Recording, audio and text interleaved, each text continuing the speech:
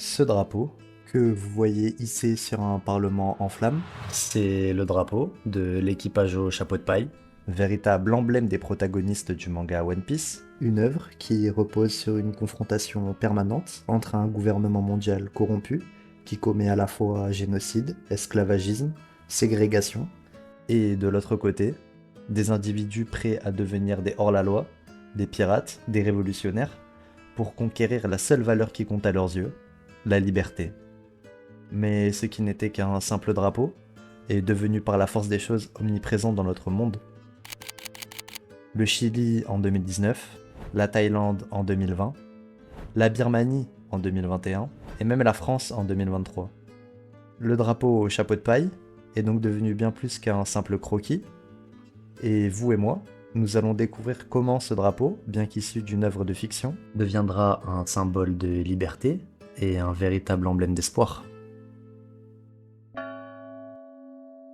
Vous connaissez sûrement le Chili pour l'île de Pâques, les empeñadas ou même notre très cher Pedro Pascal, mais en 2019, le pays était au bord de l'explosion.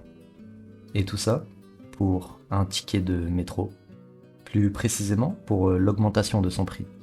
Il est passé de 800 à 830 pesos, soit environ 1,04 €. Derrière cette banale colère tarifaire se cachait en réalité une blessure profonde, 30 années d'injustice sociale accumulée, et un système hérité d'une dictature qui refusait de mourir. Alors, le pays s'embrase, et le gouvernement corrompu, à l'image du gouvernement mondial dans One Piece, finit par flancher. Mais au milieu de cette fumée, de ces gaz lacrymogènes et de ces foules en colère, quelque chose d'inattendu est apparu. Des drapeaux noirs, avec un crâne souriant, coiffé d'un chapeau de paille. Pourquoi One Piece dans les rues de Santiago? Parce que pour ces jeunes manifestants, le parallèle était criant.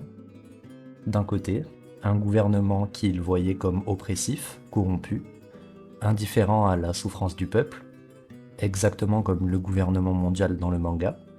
De l'autre, eux, une génération prête à tout risquer, à devenir des hors-la-loi aux yeux du pouvoir, pour défendre la même chose que Luffy et son équipage, la liberté, la dignité, et le droit de rêver, d'aspirer à un monde meilleur.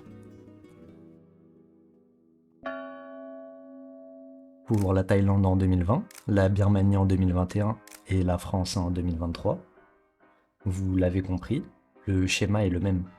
Un gouvernement corrompu qui accumule les injustices et refuse le changement, mais face à lui, une jeunesse qui ne veut plus se taire, une jeunesse qui est donc prête à descendre dans la rue, à braver les interdits, à risquer sa liberté pour en gagner une plus grande, et à chaque fois, au milieu des manifestations, le même drapeau réapparaît. Le crâne au chapeau de paille, flottant fièrement comme un étendard de rébellion.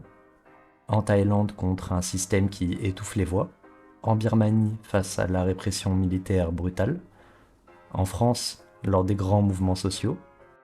C'est certes un simple drapeau dans un manga, et pourtant, peu importe leur nationalité, leur origine et même leur religion, il est capable d'unir les peuples autour d'une cause commune, la liberté. Face au gouvernement corrompu, l'humanité ne forme qu'un groupe, un équipage prêt à braver les lois pour le bien commun, et ça, c'est tout simplement magnifique.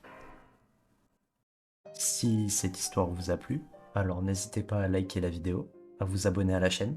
Cela me soutient énormément et merci infiniment d'avoir regardé jusqu'au bout. On se retrouve très vite pour de nouvelles vidéos.